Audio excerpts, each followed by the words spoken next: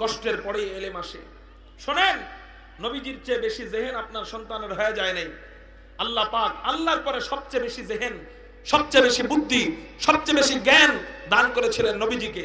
কিন্তু সর্বপ্রথম যখন কোরআন নাজিল করেন, হযরতে জিবরাইল বললেন ইকরা মুহাম্মদ, হযরতে আকায়ে নামদার বললেন মা আনা বিকারিন। জিবরাইল বললেন পড়ো মুহাম্মদ, নবীজি বললেন পারি না পড়তে। আবার জিবরাইল বলেন পড়ো মুহাম্মদ, নবীজি বললেন পারি না পড়তে। আবার জিবরাইল বলেন পড়ো মুহাম্মদ, নবীজি বললেন পারি না পড়তে। এই পড়ো পড়ো বইলা তিনবার এমন জোরে চাপ দিলেন, নবীজি বললেন যে আমার মনে হচ্ছিল যেন আমার জানটা বের হয়ে যাবে, এতটা কষ্ট আমার হচ্ছিল।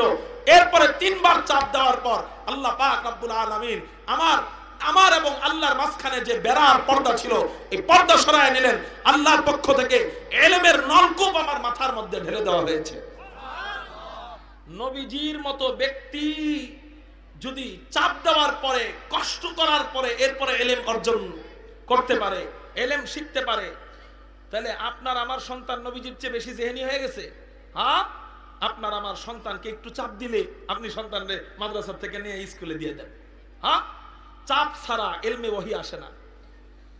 স্বর্ণ অনেক দামি, কিন্তু স্বর্ণ যদি বলে আমাকে পিটানো যাবে না, আমাকে কিছু করা যাবে না, তাহলে ওই স্বর্ণের দাম সমাজে নাই। যেই স্বর্ণ বলবে আমাকে পিটাইলে আমি নষ্ট হয়ে যাব, সেই স্বর্ণের দাম নাই। সেই